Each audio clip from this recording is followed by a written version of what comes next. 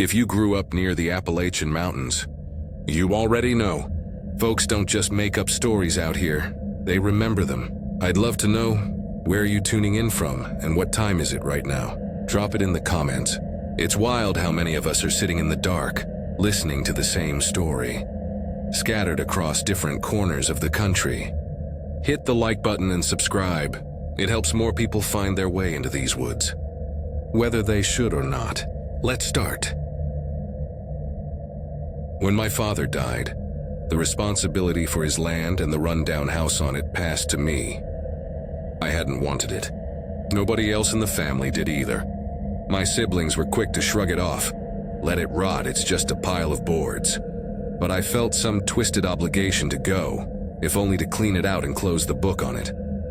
The place sat in a pocket of the Unaka Mountains, where North Carolina brushes shoulders with Tennessee. No phone towers, no power lines. You only found it if you already knew it was there. I'd visited as a child, though the memories were more atmosphere than detail. The sharp smell of wood smoke, my father's uneven gait on the porch, and the silence, the kind that makes you notice your own heartbeat. As kids, we never stayed overnight. He would take us up for a single day at a time, muttering things about bad air after sundown, though he'd never explain. When I returned, decades later, the house looked smaller than my memory. The chimney leaned, the porch sagged, the wood along the siding was gray and bowed. Still, the shape was intact, stubbornly clinging to the hill. The forest around it was thicker than I remembered, as if the trees had been inching forward during all those years we ignored it.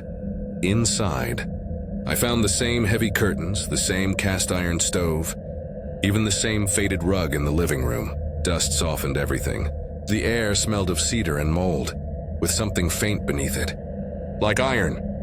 I told myself I'd spend a week there at most, sort through the junk, decide if the house could be sold, or if it was worth just boarding up and letting collapse. I had food, bottled water, a big lantern, and more batteries than I'd ever need. The first 3 days were uneventful. I swept, I folded, I stacked. I tried not to think too hard about the stillness. At first I thought I'd enjoy the quiet. I was wrong. There was no rhythm of life here, no insects, no birds. It was as though the whole mountain held its breath when night came. I avoided the barn. It stood a short walk behind the house, sagging under vines and years of rain. As a kid, I'd only ever seen the outside. My father had kept a rusted lock on the door and dismissed every question I asked. Once, when I pressed him, he gave me that sideways look he was famous for and said, "That place isn't for you." His tone was flat, not ominous, but it stuck. By the 4th day, I'd run out of things to busy myself with. The barn pulled at me. I told myself it was curiosity. Maybe there were old tools worth money. Maybe just junk. I carried a crowbar and broke the lock. The door creaked open reluctantly. A wave of damp air rolled out, thick with the scent of mildew and rot. Dust shifted in the beam of my flashlight. Shelves had collapsed in the corners. Nests of mice burrowed through boxes. I stepped over warped boards and found, toward the back, a cabinet. Plain wood with a simple sliding latch. It too was locked, but the crowbar took care of that. Inside were notebooks. Dozens of them, stacked neat, every one the same. Brown cover, no writing, no labels. I carried a few back to the house. That night at the kitchen table, I began to flip through them. They weren't diaries. Each page was an entry, numbered a single line or two. Entry 91, it pressed against the glass. Entry 104, I kept the fire going, stayed back. Entry 118, I heard it breathe near the door, always it. No name, no description. Just the implication of a presence, written with a kind of flat repetition that made my skin crawl. My father had written these. His handwriting was distinct, sharp, letters marching across the page like soldiers. I read until my lantern dimmed, but the pages never changed tone. Hundreds of entries. A catalog of watchfulness, like he was trying to document a predator's patterns. When I finally pushed the notebook aside, I realized how tense I'd become. The house seemed smaller, like the walls had leaned closer. I caught myself staring at the window over the sink. For the first time, I noticed the curtain had pulled back just slightly, though the air inside was still. Through that narrow gap, I saw the tree line, and at the edge of it, Something stood, too tall for a man, too thin. Its frame unnaturally long and rigid, like bones stretched without muscle. It didn't move. My brain tried to rationalize. Dead tree, odd shadow, but nothing held. The longer I looked, the more I felt it was looking back. I flicked on the porch light. The clearing was empty. I didn't sleep after that. I sat with the lantern burning, eyes on the door until dawn light filtered in. When I stepped outside, I checked the edge of the yard. The grass was pressed flat, not trampled but dragged. 2 grooves ran side by side, deep and narrow, like something had walked forward on stilts. They stopped 10 feet from the porch and vanished. I told myself it was nothing. I locked the notebooks back in the cabinet, shoved the cabinet against the wall, and left the barn as it was. I repeated the lie in my head. Nothing, nothing, nothing. The following night, just after 2 in the morning, I woke to the sound of the back door clicking. Not thrown open, not rattling, just the latch lifting. My body went rigid. A moment later, the screen door shifted. 1 long, deliberate creak. Then from the kitchen window, 3 knocks. Soft, precise. I lay on the couch, paralyzed, the blanket pulled to my chin, my pulse thundering in my ears. I didn't look. I couldn't. The knocking stopped and silence fell heavier than before. I waited until dawn, then shoved everything I could into my bag. I told myself I'd leave the rest behind. I couldn't stay. When I stepped onto the porch, I noticed something stuck to the screen. A piece of paper, folded and carefully tucked into the mesh. My chest tightened as I pulled it free. It was a page from one of the notebooks. The handwriting was my father's entry 609. You should not have come alone. My hands shook so badly I nearly dropped it. I climbed into the truck, started the engine, and tore down the dirt road without looking back. I don't remember much of the drive, just the blur of trees and the sense, constant and choking, that something tall and patient followed just beyond the tree line. Even now, back in my apartment, I find myself waking in the night. Sometimes the curtains are drawn when I know I left them closed. Sometimes I dream of 3 slow knocks on glass. And sometimes, worse, I wake to silence so complete, it feels like the world outside has stopped breathing. And I wonder, when my father sat writing those notebooks, if he already knew that whatever he was watching wasn't bound to the cabin, that it would follow whoever came next. I was 35 when it happened, though it feels older than that in memory, like something that belongs to a version of me I've been trying to bury. Back then, I was working long hauls as a delivery driver, the kind of jobs where you're too stubborn to pull off and sleep, so you just keep pushing until your eyes sting. That night I was heading through eastern Tennessee, trying to cut across back roads to make up lost time after a wreck shut down the interstate. The route looked easy enough on paper, a line through hollers and ridges that would spit me out near Kingsport before midnight. By the time I realized how alone I was, it was too late to turn back. No streetlights, no houses, not even the ghost of a gas station. Just the road twisting like a ribbon between the dark slopes. The truck was old, beat up, but it never failed me before. Until it did. The engine didn't sputter or cough.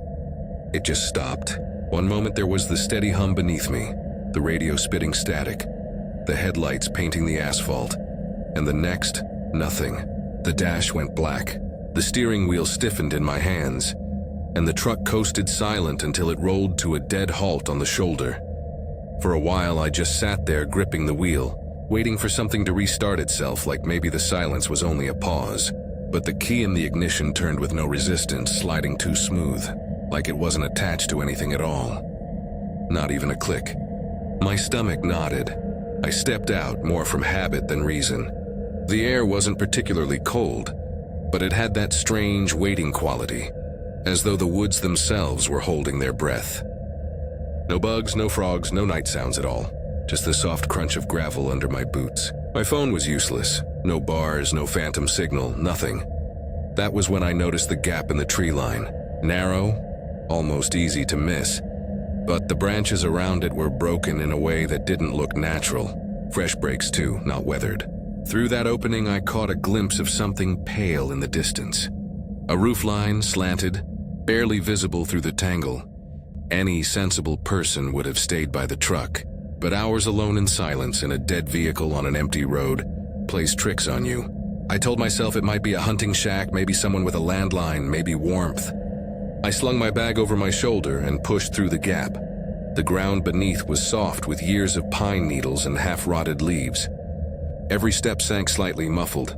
The trees crowded in, their branches clawing low, making it hard to tell how far I'd gone. That roof stayed just ahead of me, never closer, never farther, like it was keeping its distance. Eventually, the woods broke into a clearing, and the cabin stood full before me.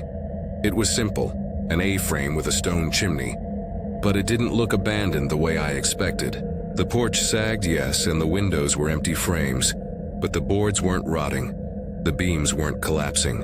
It looked paused, held in some state between lived in and forgotten. I stepped onto the porch. The wood groaned, but softly, like it didn't mind the weight. The door wasn't shut, not really. It leaned against the frame as if someone had propped it there gently. Inside smelled faintly of smoke, but old, like a memory of fire. Dust muted everything, but not enough to hide the shape of the room.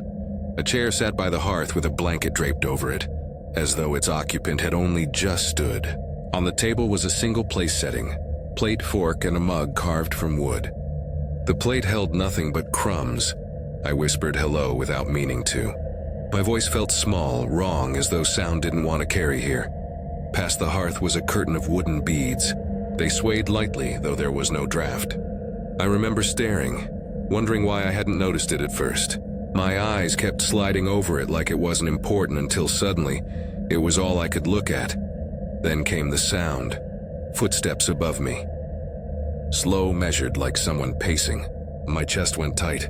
I'd walked the outside. There was no upper floor, but the boards above groaned with weight. I froze, every nerve screaming at me to run. But before I could move, he appeared. He didn't walk in through the door. He was just there, in the middle of the room, as if he'd been standing still the entire time, waiting for me to notice. A broad hat cast his face in shadow. His coat was long, dark, and stiff like old leather. What froze me wasn't the clothes, though. It was his face, or what covered it. The skin wasn't skin. It was leather, crudely stitched together, pulled taut over the bones beneath. The seams ran jagged across his cheeks and jaw, uneven like a child's first attempt at sewing.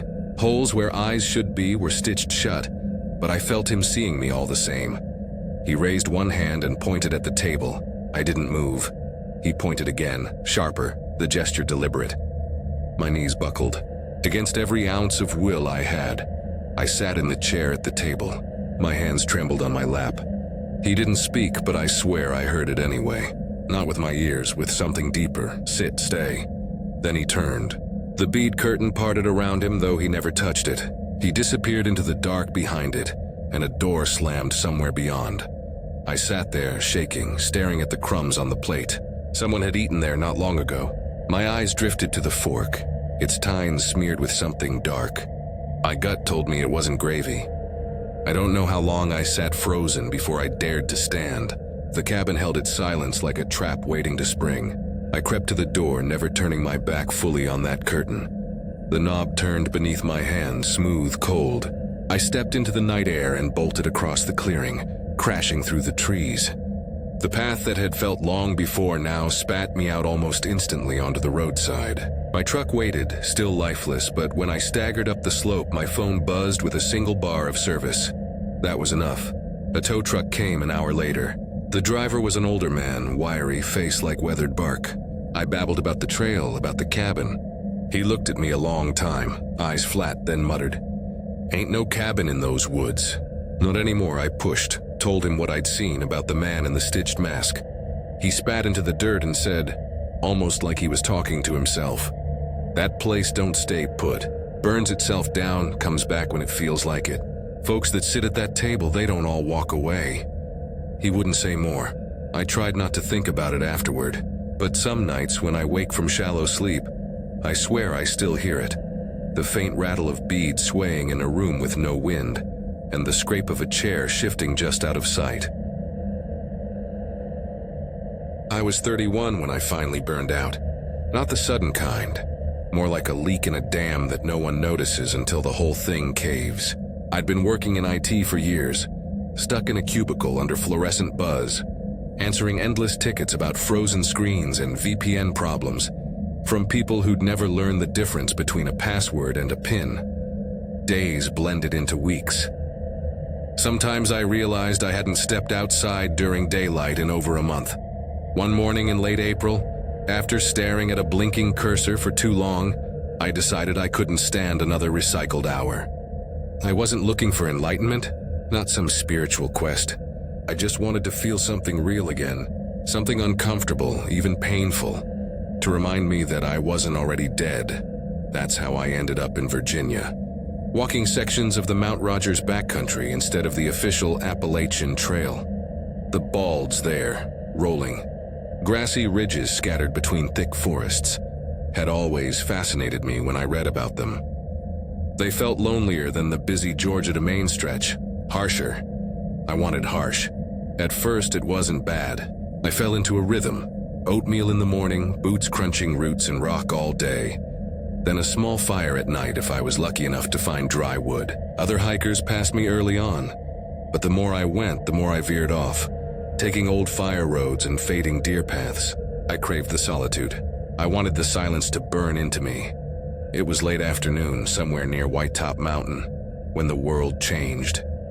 The sky had been sharp blue, the sun so bright it made my eyes ache. Then in a single breath it dulled, not like a storm rolling in. No clouds, no wind, no warning. It was as if someone had laid a flat sheet of gray over everything. Shadows vanished. My compass needle spun lazy circles no matter which way I turned. My GPS stuttered between impossible coordinates. Even the air tasted wrong, metallic and heavy. I told myself not to panic. I'd been off trail before. You find a slope, follow water down, hit a road eventually. But the woods around me thickened unnaturally. Trees packed so close their limbs tangled overhead. The silence wasn't empty. It was deliberate, like the forest was listening. That's when I saw the structure. It squatted in a shallow hollow, half choked by ivy and laurel. A cabin, low and square, logs blackened with age but unrotted. It didn't look deserted, only misplaced. Like it belonged to some other era and had been dropped here by mistake. The windows were empty holes. The door a slab of wood with no knob. Only a thick iron latch. I called out, half hoping for an answer. Half praying for none. Nothing. I knocked. And the sound was swallowed before it carried. Against better judgment, I lifted the latch and stepped inside.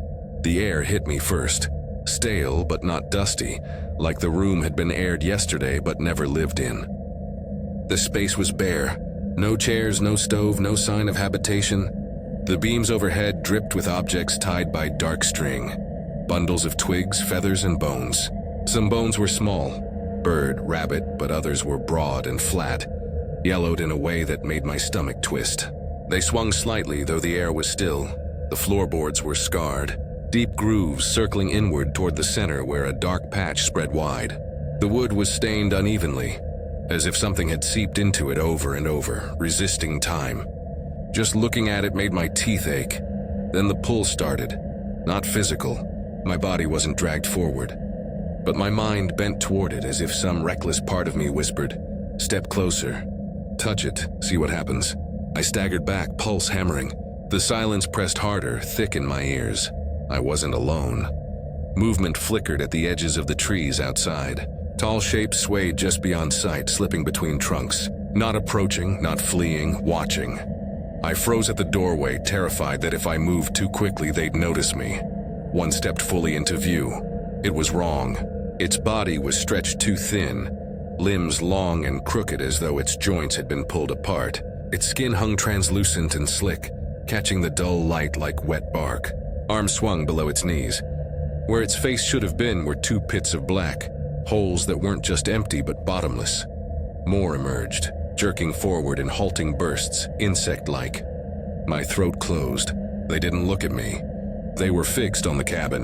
One brushed past me, so close I felt the air shift, yet it never turned its void face my way.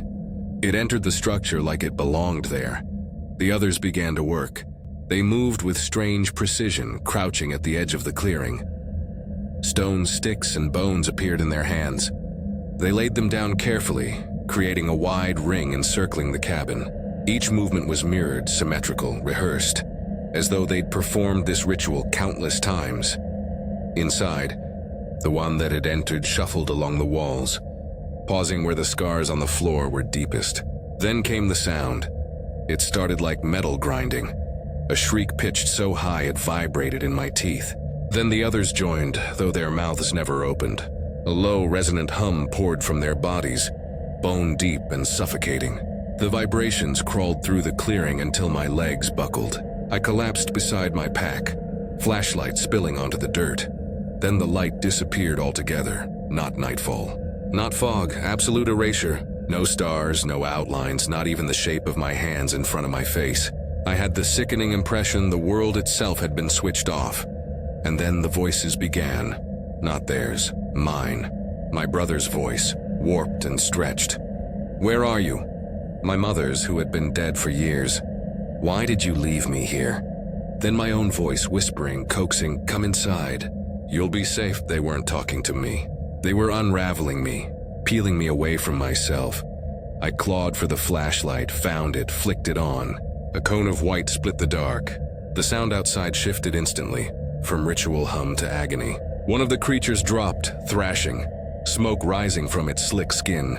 Another shrieked and stumbled back, covering its hollow face. The one inside the cabin ripped through the wall in a convulsing mass of limbs, keening like a wounded animal. The beam of light burned them, not metaphorically, literally. I staggered to my feet and swept the beam around me. They flinched, twisted, writhed. I ran, the flashlight trembling in my hand. One reached out as if to grasp me, but the beam scorched its arm before it touched me. The smell was acrid, chemical. I didn't stop until my legs gave out. Crawled, clawed forward, praying the batteries would hold. At some point I stumbled into a stream, followed it down until gravel crunched beneath my boots. A forest road, faintly lit by the weak return of moonlight. By dawn, I collapsed near a ranger station on the edge of a small town. My clothes were shredded, my face streaked with dirt. The rangers looked me over, asked a few questions, and accepted my muttered answer. Got lost. They didn't press. Maybe they saw something in my face. Before I left, I noticed their supply shelf. Rows of flashlights, the same model as mine. I picked one up, turned it over.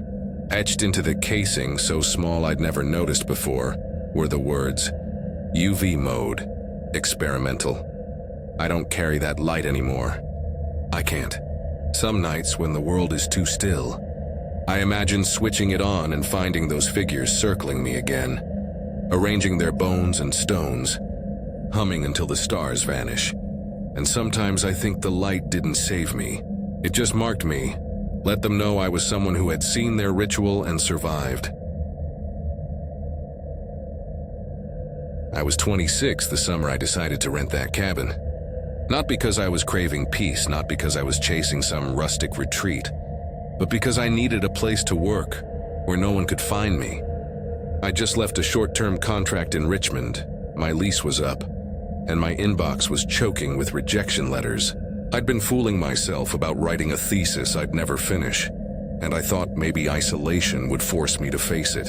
I told myself that 3 nights alone in the hills would shake something loose. The listing had been vague. Remote cabin with access to Jefferson National Forest. No Wi-Fi, limited solar. It was cheap though, and that was enough. I convinced 2 old friends, Callum and Nate, to come with me. Callum thrived on motion, always fidgeting, always wandering off, his restless energy filling every silence. Nate was the opposite. He slept late, spoke slowly, and never seemed in a hurry to arrive anywhere. I figured between the 3 of us, I'd find some balance. We followed the directions until the GPS cut out. From there, the road crumbled from gravel to dirt to little more than 2 muddy scars weaving uphill. The forest pressed tight on either side. When we finally reached the place, it looked as if the trees had been trying to swallow it whole. The owner had met us farther down the ridge. He sat in a faded green pickup with the window down, tapping the wheel as if he'd been waiting too long. He didn't introduce himself, just handed me a brass key on a cracked leather strap.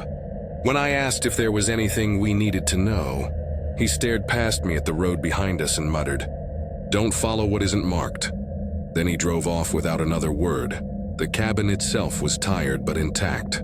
Dark siding, a porch that slouched under its own weight, and solar panels on the roof that buzzed faintly like bees fighting sleep. Inside, 2 small bedrooms, a pantry stocked with expired soup and dust, a chipped sink that coughed rusty water when I tested the tap. It wasn't comfortable, but that wasn't why we came. What caught my attention right away was the path. Behind the cabin, the grass thinned into a narrow track that vanished into the trees. No trail sign, no blaze on a trunk, just a strip of earth worn pale. The first night was uneventful. We built a fire in the pit, cracked open cheap beer, and talked until the forest seemed to close around us. The silence was dense. No cicadas, no night birds, no sound beyond the pop of burning wood. At first it was relaxing, almost soothing. Then after a while I realized how unnatural it was. The woods weren't quiet. They were withholding. By the second night, that path behind the cabin had become impossible to ignore. The way it slipped into shadow felt deliberate, like an invitation you didn't want but couldn't refuse. After some half-hearted arguments, we gave in. Nate grabbed his old flashlight, dim enough to make us nervous, and we headed out. The track closed around us fast. Roots tangled underfoot. Branches clawed our arms. The beam of the flashlight trembled with every step. After what felt like far longer than it should have, we emerged into a clearing. It was almost perfectly round. The grass laid flat in neat spirals as if pressed by something vast and weightless. At the far edge, another faint path branched away, marked by gravel scattered like breadcrumbs. Callum suggested it might lead back to a service road. We followed, more curious than cautious. Minutes later, movement flickered at the tree line. At first it looked like a deer rising awkwardly onto its hind legs, but then it straightened further, unfolding like a paper figure being smoothed flat. My throat went dry. It wasn't fast. It wasn't frantic. Just smooth, wrong. Nate whispered a curse under his breath. Callum laughed, his nervous laugh, the kind that broke in the middle. But his voice shook when he muttered, "Probably a hiker." None of us believed it. That's when we noticed the structure. Half hidden by brush, a hunting stand leaned against a thick oak. Its ladder was slick with moss, nails red with rust. Callum scrambled up without hesitation. Nate lingered at the base, shifting from foot to foot, hands shoved in his hoodie. I followed Callum reluctantly. From the platform, the view opened wide. The clearing spread beneath us, the forest stretching like a black ocean. That was when I saw the light. It darted through the trees in the distance, bright, steady, fast. Too fast. It didn't swing like a headlamp or sway like a lantern. It cut straight lines through trunks, moving as though gravity was optional. I whispered that there were no trails in that direction. No one answered. We just stared. Callum cupped his hands and shouted, "Hey!" The light froze. It tilted upward, landing directly on us. Not bright enough to blind, but sharp, deliberate, like being scanned. My stomach clenched. Then, without warning, the light snapped off. Not faded, not dimmed, on as if it had never existed. We climbed down in silence. Nate was already moving back toward the cabin, shoulders hunched. The woods felt suffocating. Each tree seemed closer than before. The ground snapped underfoot too loudly, as if the forest wanted us to hear how clumsy we were. Behind us, something followed. Not crashing, not chasing. Just there. Every time we quickened, the unseen thing matched pace, steady and unhurried. By the time the cabin came into view, my skin was crawling. We locked the doors, checked the windows, and sat in the main room with the lights off. None of us suggested a rational explanation. No one said the word hunter. We knew better. No one runs lightless through dense woods. No one stops in midair when called. I barely slept. At dawn, we packed. None of us spoke much as we shoved things back into bags. When we stepped onto the porch, I noticed something strange. On the ground, pressed into the dirt where the path began, was a pattern. Small stones arranged in a tight ring, the kind of symmetry that couldn't be accidental. At its center, a stick pointed toward the cabin door. I pretended not to see it. We left the key in the box at the bottom of the hill and drove until our phones found a signal. No one talked about what we'd seen, but sometimes I think about that light, how it froze on us, how deliberate it felt. And I wonder if we weren't just unlucky hikers who stumbled across something strange. I wonder if we'd already been chosen the moment we set foot on that path, when the forest first went quiet. Because now, months later, when I wake in the dark, I sometimes see a faint white glow pressed against my window, steady and waiting. I was 32 when it happened, though I still look back and wonder if I should have known better.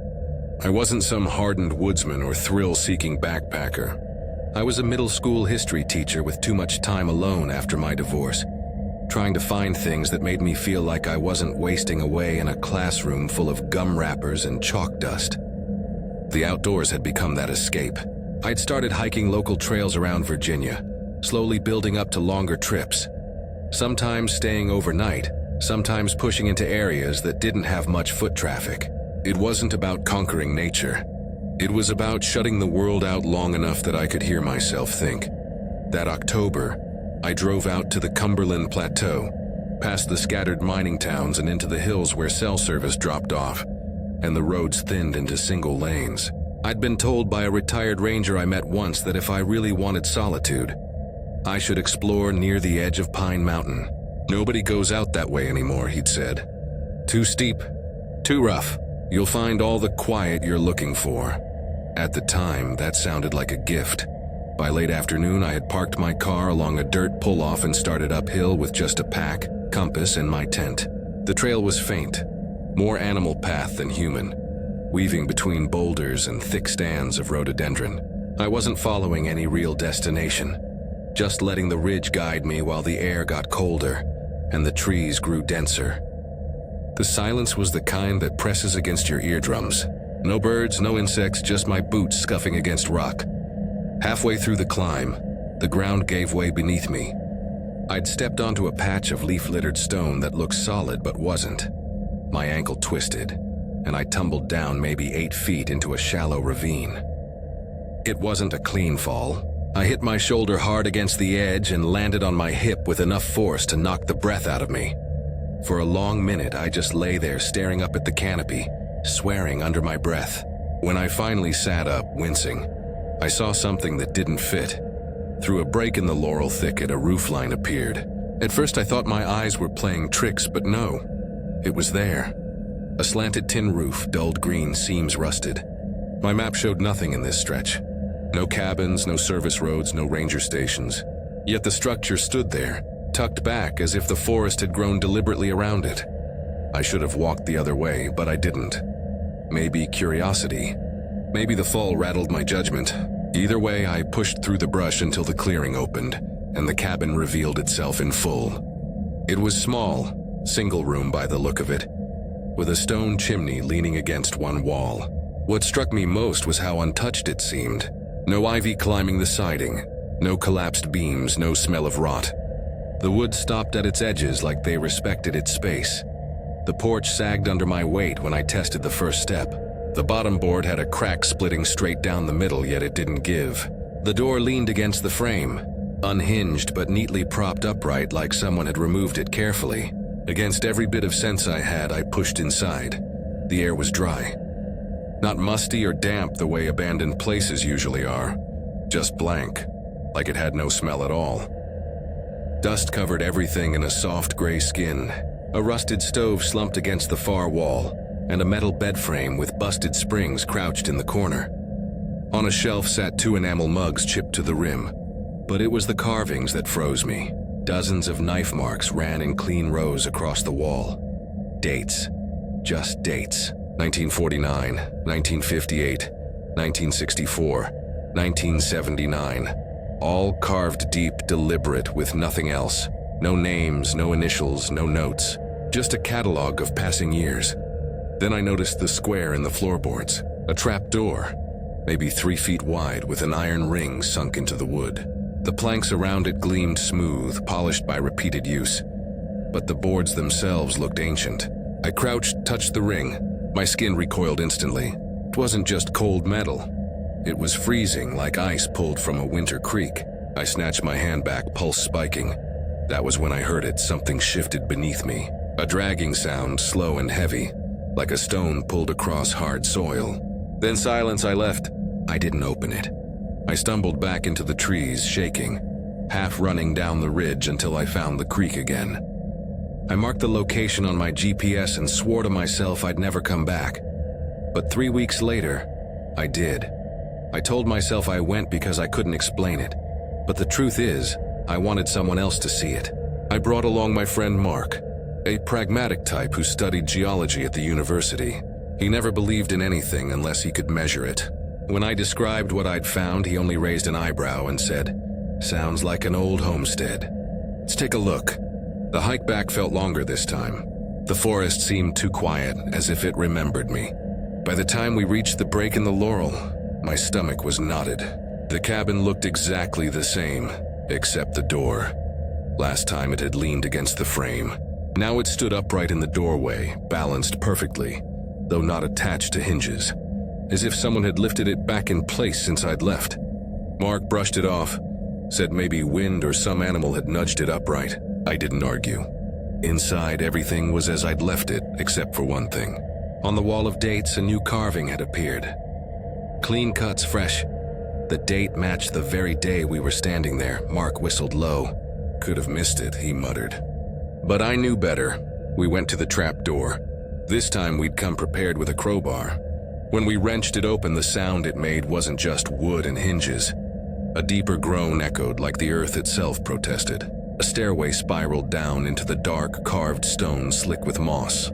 We descended, flashlights casting thin cones of light. The room at the bottom was square, walls of packed clay and timbers blackened with age. In the center stood a chair, wooden, high-backed, positioned directly toward the staircase. Waiting, I felt the cold again, but differently this time. It wasn't in the air. It was inside me, pressing from the chest outward, draining warmth from my veins. The silence was unbearable, like sound itself refused to exist down there. Mark approached the chair and tapped it with his boot. The creak made my teeth clench. I turned, sweeping my light along the wall. That was when I saw it. Another date carved into the clay. Today's date. I spun back toward Mark to point it out. He was gone. No footsteps. No shuffle of clothing. Just absence. The chair stood empty, swaying ever so slightly as though someone had just risen from it. I screamed his name. The sound muffled unnaturally in that space. Nothing answered. Panic took me and I bolted up the steps out of the cabin into the trees. I circled the clearing, shouting until my throat burned. Reply. Then the dragging began again. Beneath my feet, deep in the earth. Slow, deliberate, as if something enormous shifted closer. Against every instinct I had, I forced myself back into the cabin, down the stairs. The chair had toppled onto its side. No, Mark, nothing else had changed. I begged him to answer me, my voice echoing thin and wrong in the cramped space. I don't remember how long I stayed before flight overtook me. I abandoned everything, pack, flashlight, crowbar. I ran blind through the woods until I burst onto a gravel service road, where a farmer in a truck slowed at the sight of me. He didn't ask questions, just let me climb in. The police organized a search.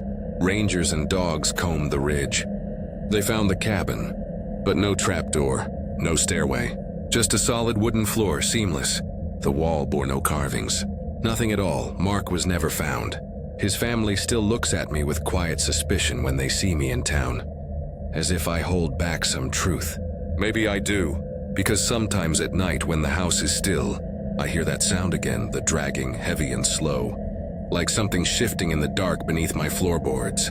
And I know, with a certainty that sickens me, that the cabin never wanted me. It wanted him, and maybe it isn't finished yet.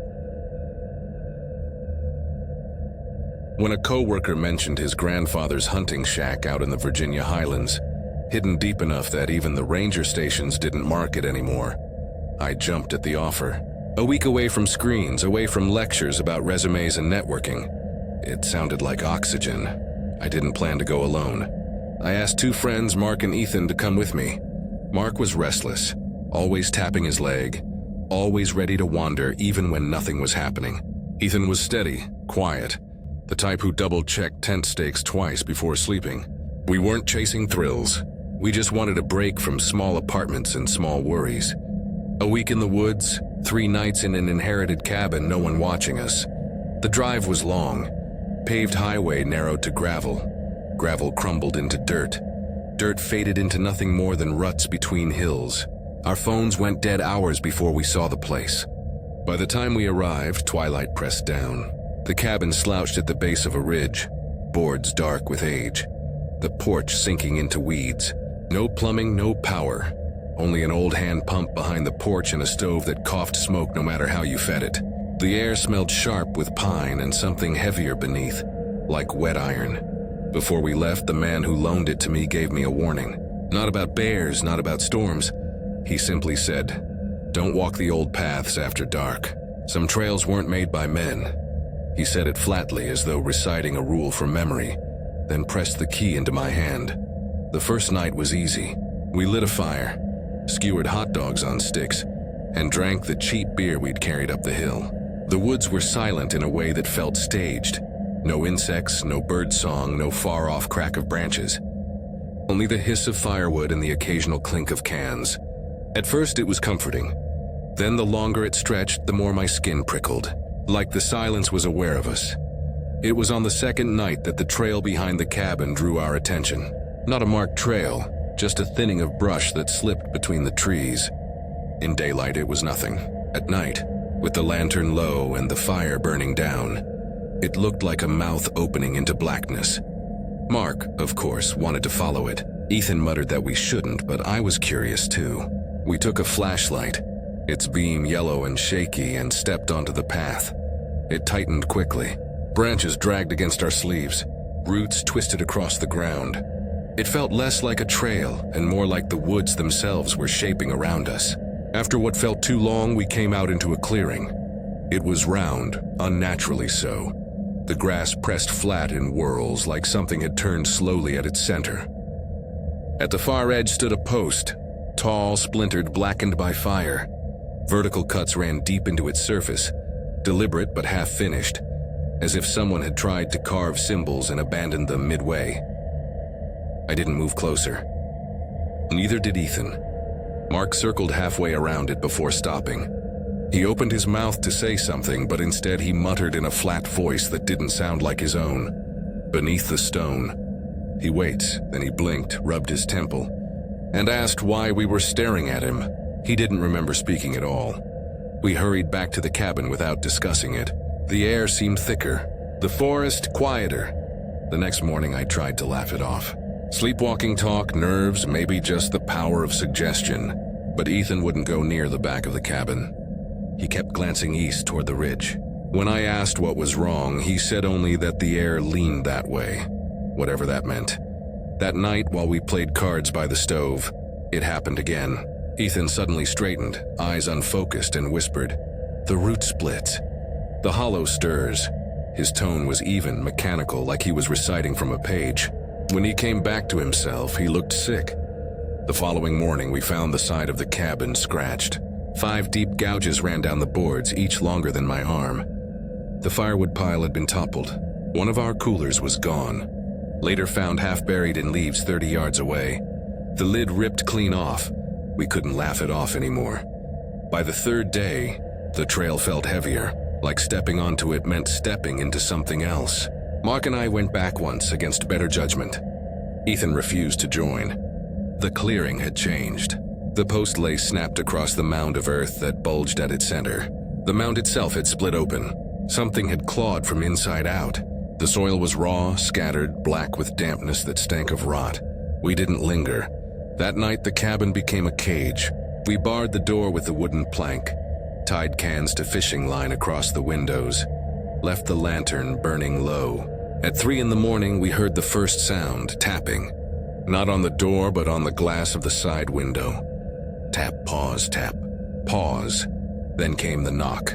3 slow blows against the wall behind our bunks, measured, patient. Above us, the rafters groaned. Something heavy moved across the roof, step by deliberate step. The entire frame shuddered with its weight. Mark clutched the hatchet. I gripped my uncle's hunting knife. Ethan curled on the couch, whispering words that weren't his own. "He walks because you looked. He knows you now." The roof creaked again. Then silence. We waited, weapons raised, until dawn leaked pale through the curtains. Outside, the ground was scarred with prints, not paws. Not boots, hooves. Enormous, too wide for deer, too deep for cattle. They circled the cabin twice, then trailed off into the ridge. We didn't stay another night. We packed in silence and hiked out, leaving the key in the box at the bottom of the road. Back in town, I asked an old man at the general store about the ridge. He gave me a long look before muttering, "That's where they say the hooved watcher roams. Not man, not beast. Buried once, but never stayed buried." He wouldn't say more. After that trip, things unraveled. Mark deleted all his accounts, stopped answering calls. Ethan moved across the country. I tried to forget, but sometimes I wake in the night to faint tapping on the window pane.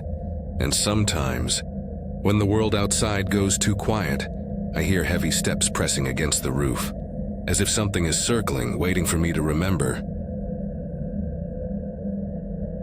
I was teaching adjunct courses at a small college in North Carolina, scraping together 2 jobs, writing recommendation letters for students who'd already forgotten my name, and sleeping less than 4 hours most nights. One morning, halfway through grading a pile of essays, I realized I'd reread the same sentence 6 times and still couldn't tell what it meant. That was the moment I knew I had to get out before I cracked. I didn't have the money for resorts or plane tickets. What I had was an old notebook that used to belong to my grandfather. He'd grown up in the southern Blue Ridge, and the pages were full of faint pencil markings, arrows, little notes about fire roads, and trails that no longer appeared on modern maps. One route in particular hooked me. A faint dotted line winding north from the Tow River Gorge, unlabeled, running straight into a ridge where the topo lines twisted like a knot. No town names, no shelters, just nothing. That felt right. I packed light, day supplies, some food, a lantern, my phone for photos. I left early, drove 2 hours west, and ditched the car at the edge of a washed-out road. No service, no other vehicles, only silence. For once I felt relief instead of panic. The trail was barely there, just a ghost path curling between laurel and pine. My boots snapped branches that looked untouched for years. The air smelled resinous, heavy like the woods hadn't been disturbed in a long time. I pushed through tangles, ducked beneath bent trunks, and kept climbing until the land leveled into a shoulder of the ridge. That's where I saw it. A cabin squatted back against the slope, half camouflaged by trees. It wasn't ruinous, but it wasn't tended either. The logs were gray, seams stuffed with moss that seemed to hold them upright. The roof sagged slightly to one side. The porch leaned like it was tired of standing. I froze. It wasn't on my grandfather's map. There were no boot prints, no signs of human approach, no trash, nothing. I called out once. My voice didn't echo. It didn't even sound like it carried. The air swallowed it before it left my throat. I told myself I'd just look, just enough to satisfy curiosity. The door wasn't locked. I pressed the latch and it swung open without resistance, as though it had been waiting for me. Inside was bare. A cot in one corner, a cast-iron stove, and a rough table with a single chair. On the table sat a chipped mug. Blue enamel, that was all. No dust, no cobwebs. The air was neutral, no rot, no mold. The place wasn't lived in, but it also wasn't abandoned. I lifted my phone and snapped 3 quick photos. The cot, the stove, the table. Glanced at the mug a second time, and now there were 2. The new one was bone white, sitting beside the blue as though it had been there all along. I stood still long enough that my legs began to shake, trying to force my memory to bend, to accept that I must have overlooked it. But I hadn't. I knew I hadn't. That was when the floor creaked. Not beneath me. On the far side of the wall, a slow, deliberate shift of weight, as if something had been listening and decided to remind me it was still there. I didn't speak. I backed out carefully, step by step, my hand gripping the door frame like it was the only thing anchoring me. When I reached the trail, I turned without looking back and walked. Not fast, not slow, just steady, fighting the urge to break into a sprint. Half a mile down, I realized I wasn't carrying my pack. I'd left it leaning against the porch when I went inside. It held my food, water, wallet, keys, everything. My stomach knotted. Without it, I wasn't making it out. I forced myself back. The cabin looked different, not dramatically, just wrong. The door was open wider than before. The interior seemed darker. The whole shape of the building felt less like shelter and more like a mouth. My pack wasn't there. I called out, not accusing, not hostile, just like I might to a stranger on a trail. That was when I heard the voice, not from inside. From behind it, I couldn't make out words. The sound carried the cadence of speech but slowed down, distorted, patient. Not friendly, not threatening, just aware. And then, without warning, my pack sat neatly in the middle of the trail, zipped upright, waiting. I crouched, hands trembling, and opened it. Everything was there, except my phone. I dug until I found it at the bottom. I powered it on. The gallery was intact.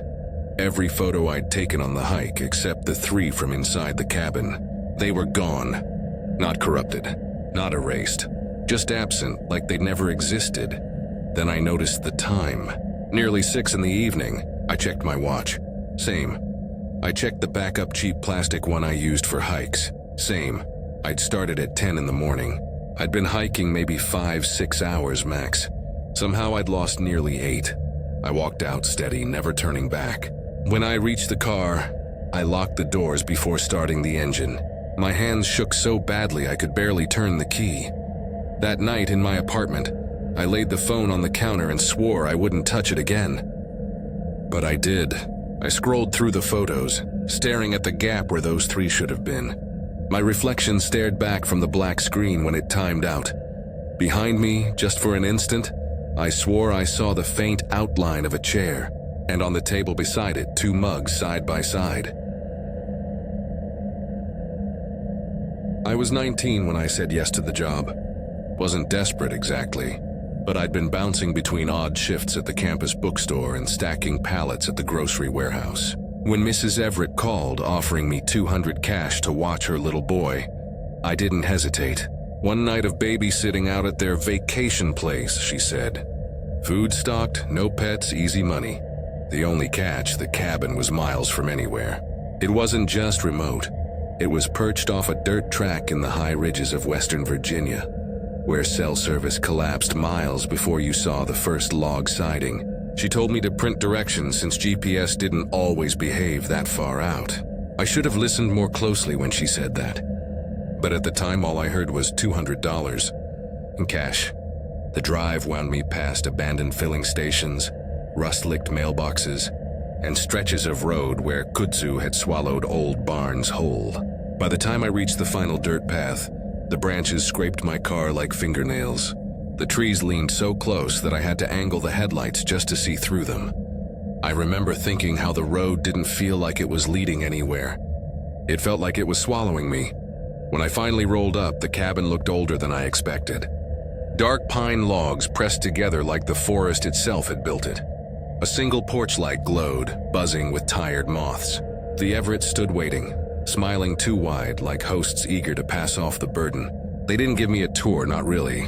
They handed me a brass key, pointed out the pump handle on the porch, and mentioned their son's bedtime was around 9. They added that if he woke in the night, I should just keep him away from the windows. They laughed after saying it as though it were a joke, but their eyes didn't laugh. I watched their SUV crunch down the path until it dissolved into the trees. The silence that replaced it was heavy, like a lid pressed onto the night. Inside, the cabin smelled of cedar smoke and dust. Their boy, Eli, sat cross-legged on the rug with crayons scattered around him. 7 years old, small for his age, with that glassy look kids get when they've been concentrating too hard on something. I tried small talk. Want some dinner? A movie? He didn't look up. He just said, almost absent-mindedly, "You'll hear them soon." I laughed nervously. Who? The ones that knock. He went back to coloring. I told myself it was a story he'd picked up, some campfire tale his parents forgot to filter out. But when I tucked him into bed later, he whispered another line. "Don't look at them too long, or they'll know your name." I froze in the doorway, trying to decide if he was joking. His face was pale in the moonlight, and he wasn't smiling. I left the lamp on in his room and went back downstairs. The house creaked the way all cabins do, joints groaning as the night cooled. I curled up on the couch with a book I couldn't focus on. My ears strained at every shuffle of wood and tick of settling beams.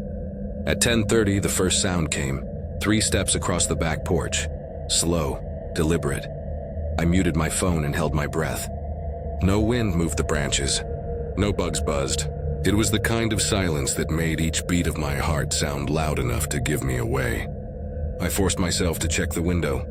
Nothing but the porch rail and a stretch of grass gone silver under the moon. I told myself it was deer, or raccoons. Upstairs, floorboard shifted, lightly, like someone had leaned too far.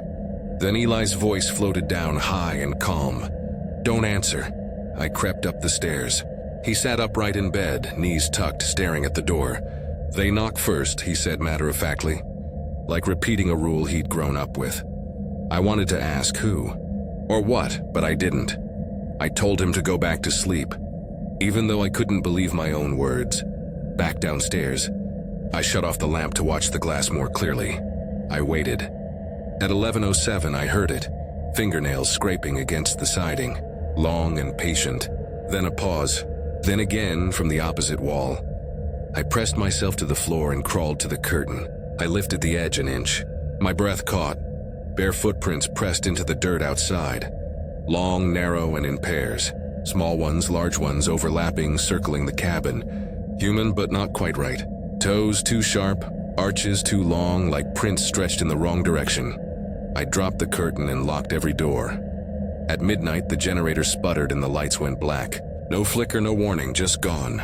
I lit a lantern and checked my phone. No bars, not even a false ghost signal. My throat dried. I told myself not to panic. At 12:46, 3 knocks rattled the front door. Not frantic, not polite. Heavy, intentional. Eli was suddenly downstairs beside me, barefoot, holding his pillow. His eyes were wide but dry. "Don't open it," he whispered. I wasn't going to, I muttered, but my voice shook. "They don't wait forever," he added. The knocks didn't repeat. Instead, the roof groaned overhead, boards flexing under weight. Something heavy paced back and forth, slow, measuring. Each step pressed the air tighter. My lantern flame jittered. Then tapping began on the glass, one window, then another. Not random, in sets of 3. The taps moved around the cabin like fingers tracing every seam. I dragged a chair under the knob and pulled Eli close to the couch. He clutched his pillow but kept his eyes fixed on the darkened window. Around 2 in the morning, his voice broke the silence. "They get closer when you're afraid." His tone wasn't his own. It was flat, steady, like he was reciting something he didn't want to. The chair shuddered against the front door. Not smashed, just tested, as though the thing outside wanted to remind us that wood wouldn't hold forever. I gripped the fire poker in both hands, my knuckles burning white. The noises stopped all at once, like someone had cut a wire. Silence fell so deep I could hear the faint tick of my own jaw tightening. We sat like that for hours. I don't remember blinking. At dawn, the lights snapped back on. The fridge hummed as if nothing had happened. Eli stood, stretched, and asked casually if he could have cereal. When the Everetts arrived at 7, they came with cheery smiles and tired faces, fresh from their retreat. "Everything goes smoothly?" Mrs. Everett asked. I opened my mouth, but no words came. I stepped past them, into the morning light, desperate for air that didn't feel borrowed. At the gas station down the mountain, I finally glanced at my phone. There was a new note in the voice recorder app. I hadn't opened it. The file was stamped 2:37 a.m. The name on the file was my own. I pressed play once. A distorted whisper filled the speaker, warped but unmistakable. It said my name 3 times, then silence. I was 21 the summer I agreed to stay at my cousin's place in the mountains. I wasn't doing much at the time. Between dropping out of community college and working the odd night shift at a gas station, I figured a change of scenery might be good for me. My cousin Mark was driving cross-country with his girlfriend and asked if I could keep an eye on his cabin near the Clinch Mountain Range in southwest Virginia. A few nights, he said. "Feed the dog, make sure no pipes freeze if we get a cold snap, and don't burn the place down." I'd never been to that cabin before. Mark always called it the Ridge House, though it looked more like an oversized shed someone had forgotten to finish. The roof slouched to one side. The porch sagged at such an angle that rain pooled on the boards. From the road, it was easy to miss. Just another lopsided structure half swallowed by trees. The nearest town was 20 miles away and consisted of a diner, a gas pump, and a post office that doubled as a bait shop. No cell service, no internet. I thought the isolation would feel refreshing. There was a dog waiting for me, Scout, an old hound with a gray muzzle and the patience of a saint. He greeted me with one bark before collapsing in front of the hearth like a living rug. I tossed my bag on the cot in the corner, lit the propane lantern Mark had left on the table, and tried to convince myself the creaks and groans in the floorboards were normal. The first night was fine. Scout snored. I scribbled in a notebook trying to start a short story I'd been putting off. The cabin smelled like damp cedar, but it was tolerable. When I finally stretched out on the cot, the silence pressed in, but it wasn't uncomfortable. It was the kind of silence you don't get near highways or houses, the kind where even your own heartbeat feels loud.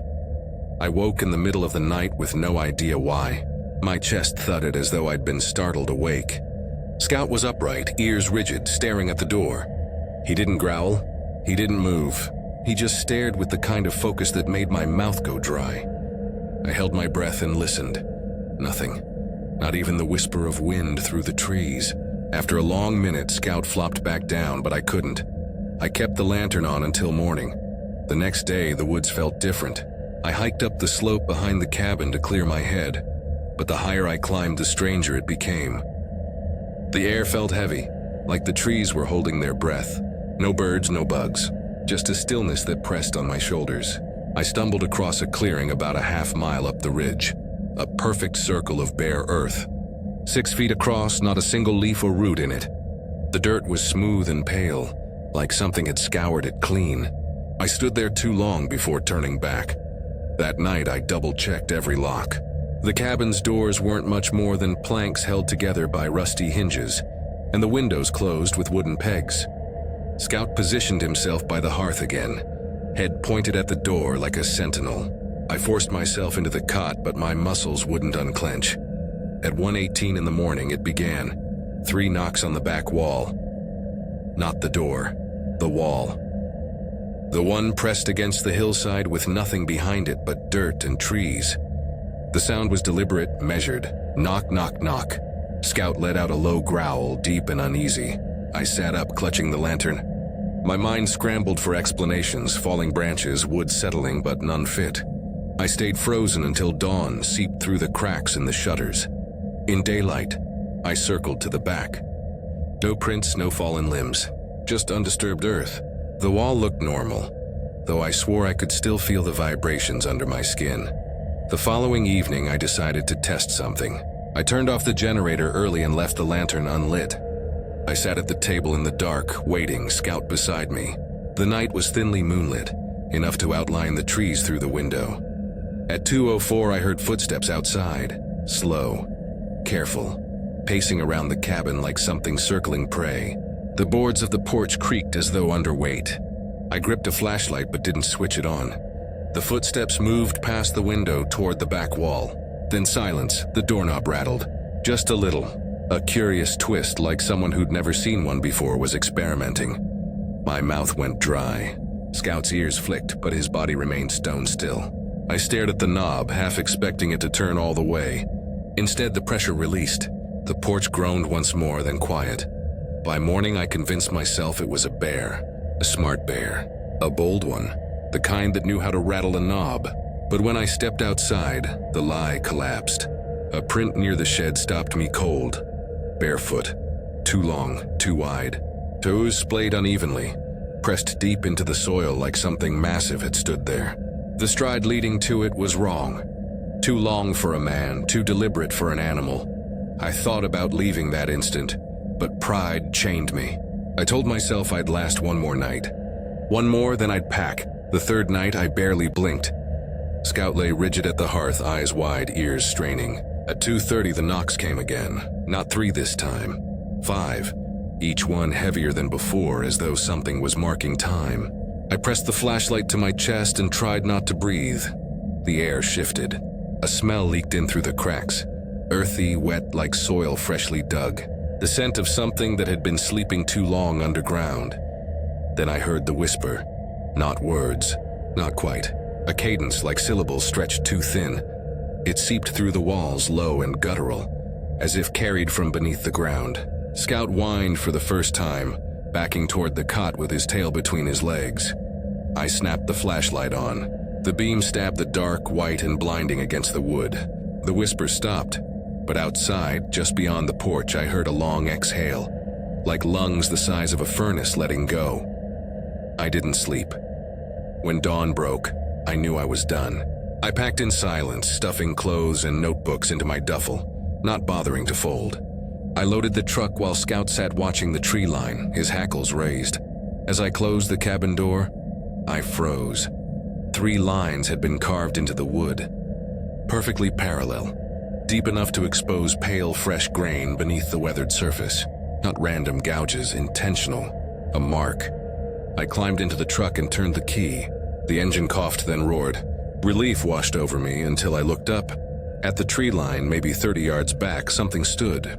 Too tall, too thin. Its limbs bent oddly, shoulders hunched forward. Even at that distance, I could see its head tilt, listening. Then it stepped backward into the shadows and dissolved into the trees without a sound. I drove until the road flattened into pavement, until my phone lit up with service bars. I pulled into the first diner I saw and sat staring at the reflection in the window. Scout leaned against my leg, trembling. I never went back. Mark asked about the cabin when he returned. I told him the generator had been unreliable and that I'd heard animals in the night. He laughed, said, "Yeah, the bears out there or something." But weeks later, I got an envelope in the mail. No return address. Inside was a single scrap of notebook paper torn from my sketch pad. On it, in my handwriting, were 5 words I had no memory of writing. They don't knock for you. I'd been working nights stocking shelves at a grocery in Bluefield, West Virginia. And when my friend Laura said a couple people were going to check out something weird she'd found online, I said yes before she even finished explaining. Her cousin had printed out a grainy map from some forum. The paper looked like it had been photocopied too many times. Blurred ridgelines, faint black dots where someone had marked sites, and one square sitting off to the side with nothing leading to it. Supposedly, people said it was a forestry station abandoned in the 1960s, though others claimed it wasn't built by the Forest Service at all. No trail markers, no road. Just a shadow that kept showing up in satellite images. Laura, her cousin Danny, and I met in the lot behind the bowling alley after my shift. The night was humid, the kind where air feels heavy enough to press into your chest. Danny had the map folded in his pocket, already soft from being handled too many times. He grinned like it was an adventure. Laura looked more cautious, but I could tell she wanted to believe the rumors. People disappearing on that ridge, strange lights. I didn't say it out loud, but the only thing I wanted was a reason not to spend another night with the TV buzzing as company. We started walking just before dusk. The ridge rose behind town like a dark wall. We cut past the last houses, climbed through a fence of sagging barbed wire, and entered woods that grew darker faster than they should have. The deeper we pushed, the quieter everything became. At first I thought it was normal, the hush of pines, but after a mile I realized we hadn't heard a single bird or insect. Even our footsteps sounded muffled, as if the ground had been padded. I carried the only flashlight worth anything. Laura's was dim and Danny, of course, forgot batteries. The responsibility of keeping the beam steady made my palms slick. I tried not to show it, but I couldn't shake the feeling that if the light went out, something in the dark would take its chance. It took almost 2 hours before we saw the roof line. At first it just looked like fallen shingles tangled in branches. But as we got closer, we realized it was a structure. Squarish, slanted, more like a bunker than a cabin. The planks along the walls were uneven, as if someone had patched holes carelessly. No windows, just gaps covered with mismatched boards. The roof bowed inward under decades of leaves. Danny was the first to push the crooked door open. It swung wider than I expected, releasing air that felt stale but not damp. Inside, the beam cut across bare walls and a floor scrawled with patterns made of sticks and stones. One design looked like a fan, another like a spiral. At first I thought they were recent, maybe left by kids, but they were layered with dust. The planks nailed over a back slit in the wall looked older than the rest of the structure, hammered tight as though sealing something in. We would have left after a quick look, but the hatch stopped us. It sat dead center in the floor, a perfect square cut clean into the boards. No hinges, no lock, just a bent metal loop hammered into one side. Tar pitch had been smeared along the edges once, now cracked and brittle. My stomach sank the moment the flashlight swept over it. The lines were too precise, too deliberate. It didn't feel like an accident or a repair. It felt like an invitation. Before I could stop him, Danny crouched and tugged. The hatch lifted with a dry groan, revealing nothing but a shaft of blackness. We leaned over and aimed the flashlight. The beam didn't fade gradually. It just stopped, as though the dark had weight. The walls of the shaft looked polished, unnaturally smooth. Danny spit into the opening. We waited for the sound to hit bottom. Nothing came. Not even a faint tick. "That's not right," Laura whispered. Then my flashlight went out. No flicker, no dimming, just gone. My chest seized as the darkness closed around us. I smacked the side of it.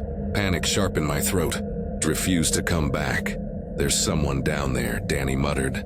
His voice wasn't questioning. It wasn't scared. It was certain. We froze, straining to listen. Then from the black beneath the hatch, something answered. Knocked just once, hard enough to shiver through the floorboards. It felt aimed, as if whatever was below had chosen the exact moment to let us know it was aware of us. Danny slammed the hatch closed so violently the whole room quivered. My fingers fumbled along the beam until, without explanation, the flashlight blinked back on. Bright. Perfect. Batteries fine. We didn't talk. We just left. The forest seemed even quieter on the way back. But every so often I thought I heard a faint rhythm behind us. The echo of that single knock repeating in the soil. When we crawled under the barbed wire fence again and hit gravel, Laura exhaled like she'd been holding her breath for hours. Danny peeled off without a word, walking fast toward town. By the time I got home, he'd already left our group chat. That night I checked the photos on my phone. I'd snapped a few inside the structure before the hatch opened. One showed Danny kneeling with the beam pointed down, in the corner of the frame against the rim of the hatch. I saw it. A pale hand pressed palm up against the edge, long fingers curled as though waiting. I didn't take that photo. I deleted everything else, but I couldn't delete that one. My thumb hovered over the screen for a long time, but I couldn't do it. A week later, Laura stopped showing up to the diner where she worked. Her manager said she quit without notice. Danny, I heard, packed up and left town. People said he'd gone to stay with family in Ohio, but no one could confirm it. I tried to tell myself we'd just spooked each other, that my mind invented the hand in the photograph. But one night I woke to a sound in my apartment. 3 sharp raps on the floor beneath my bed. I shot up, sweating. My building's old, noisy, thin floors. That was my excuse. But when I reached for my phone on the nightstand, the screen lit on its own, already open to the photo of the hand. The date stamp had changed. It now read, tomorrow.